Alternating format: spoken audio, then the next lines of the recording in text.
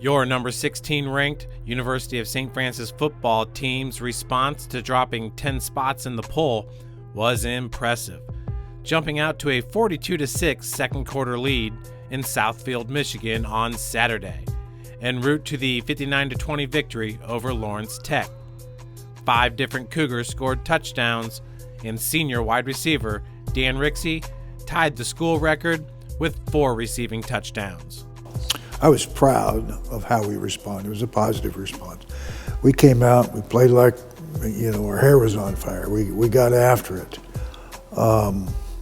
Ricksy had a big game early. We hit the little perimeter screen and he took it all the way.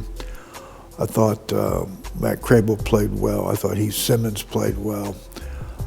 We had a group of backs, I thought, that made some plays. I thought we blocked well at the line of scrimmage. Defensively, I felt that with Jefferson H.S back, he got about 30, 35 snaps. That was a factor. And then Devin Green back into it really gave our defensive line some added firepower. So I feel like we're starting to find ways to fill the gaps of season-ending injuries. You got to peak in this thing at the right time.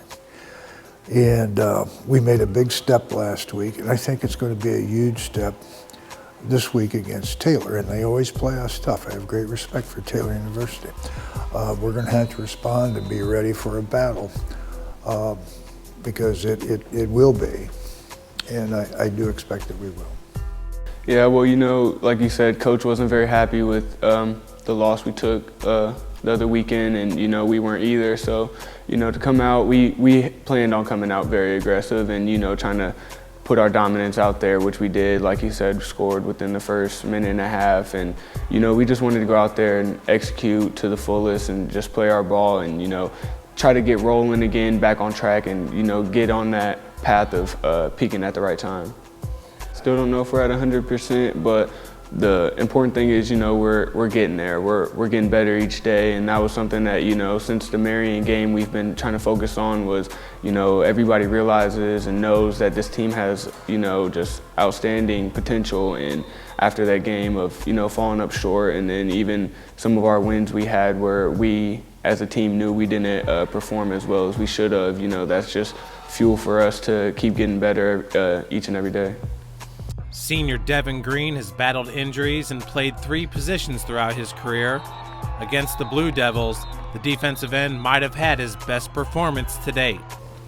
He is. He's a wonderful young man. I'm so happy for him. He's a defensive guy.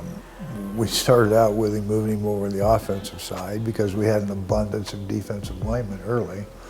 And then when we lost a couple key guys, his hand was broke. So it's still broke. He can't catch a football, but he can sure line up and pressure the quarterback, which he certainly did very well on Saturday. Ricksy, a senior out of West Lafayette, Indiana, recorded season highs with 10 receptions for 159 yards, and his 4 touchdowns tied his own school record that he shares with Cougar great Jeremy Dutcher. He was named the MSFA Offensive Player of the Week.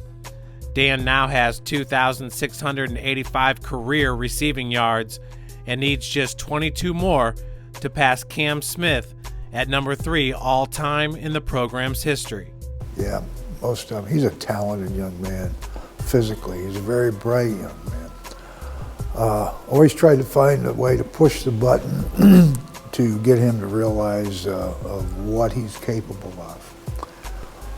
And I've really seen some growth and maturity in him over the last 3-4 weeks. He's actually become a leader, and I'm so pleased with that.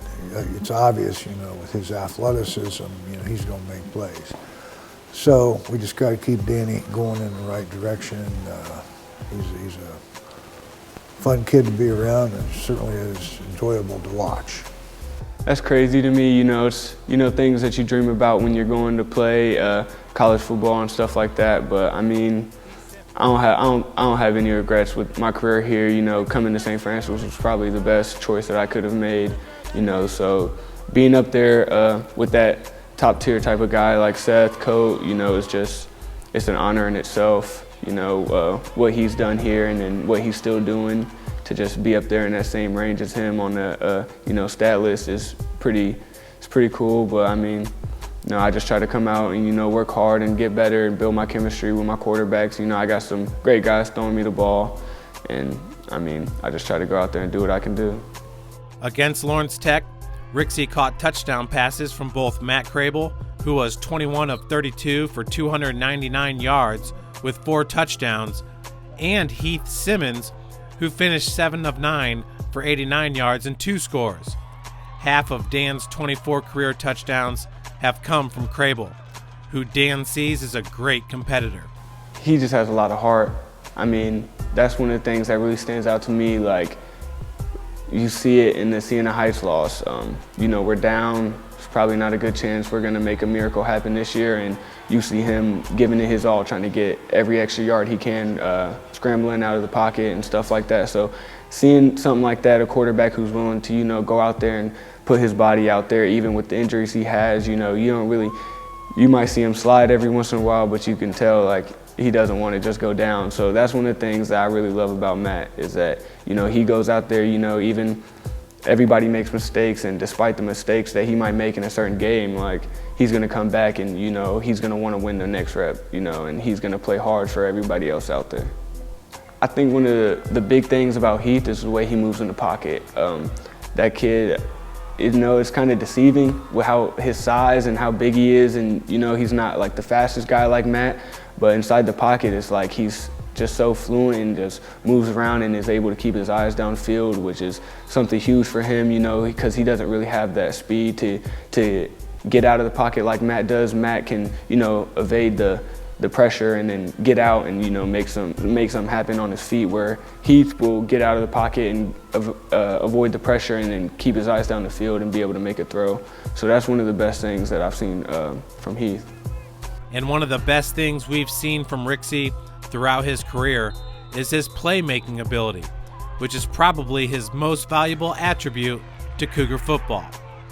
That's a tough question. I mean, I like to say, you know, I could do a lot of different things on the football field, but so I think that kind of plays into it. I kind of have, you know, a little bit of experience at a couple different positions, which I think helps me excel at receiver right now. So one of my best things I think I do is probably running routes. That's one of the things that, you know, I love to do, is to get better with that each and every day, and, you know, see something on film of a DB, how he opens his hips up, and, you know, go out that we could practice and just, you know, practicing on attacking that and, you know, getting him to a spot where I want him to be and then breaking him off. So just, yeah, route running is definitely one of my specialties, and then I think running with the ball after I catch it is definitely another spot in the game where I think where I excel at, you know, yards after the catch, you know, stuff like that. That's kind of what I love, is just having the ball in my hands and, you know, being able to make people miss.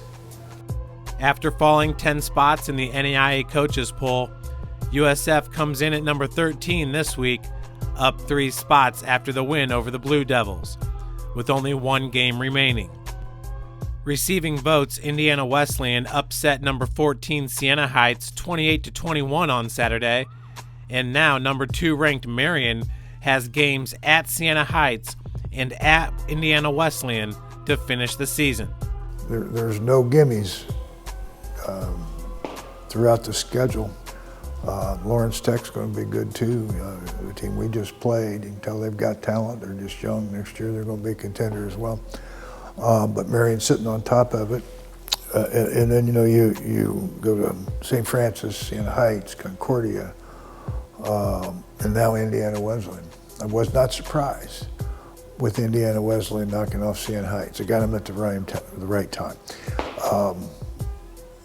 Their Siena Heights big ball game against us the week before, they hit them at the right time. So Indiana Wesleyan in the mix as well. They're 6-2 now, same as we are. So I think they have Marion this week, and then Concordia. So it's going to be interesting to see how it shakes out. We finish up regular season on Saturday at Taylor University, that I have a great deal of respect for. They're always ready for us, to play us tough. and it will be that way. So we're going to have our guns loaded and be ready to roll because it'll be a battle. The Cougars' final game of the season will be at 2-6 overall, 0-4 in the MSFA Mideast Taylor University. The Trojans have the number 45 ranked rushing offense in the country, averaging 153 yards per game, and have wins over Butler 17-14 and Missouri Baptist 17-7. They play hard. They maximize their talent. They really do. They are well coached. They've gone through a year of injuries as well. I don't know, maybe a lot of people are going through that. I'm not sure why. But I think their starting quarterback is back this week. He's been out the last couple of weeks. So maybe they're getting some guys back too. But again, well coached, have a lot of respect for them. They will play us hard. I just think everyone's, kind of waiting for the Cougars to fall off. And I mean, I think that's just, what they're kind of expecting after, the back-to-back championship run and then Nick graduating and, last year how things played out. I mean, I think that they're just thinking that our reign is over, and it's not at all. And I mean, it'll come to show, once playoffs start, that our gauntlet in this conference that we play in is a lot more serious than, some of the other ones out there in the nation. And then just because we have, 2 losses, that's to 2 teams who could easily be in the playoffs, and make a run. But, it doesn't really matter to us, if people are disrespecting us. The guys in the locker room at the end of the day are the ones who it matters to. And, we all believe in each other. I just hope we go out the right way, man. That's the goal. Go out with a championship ring, be down there playing in Louisiana, man. Hopefully it'd be a nice new experience for some of us that have been there for the first 2, and yeah, just that. And, I just want all my guys to know that, I'm out here playing for them, and it's never about, all the accolades and stuff like that are cool, but at the end of the day, the most important things are wins.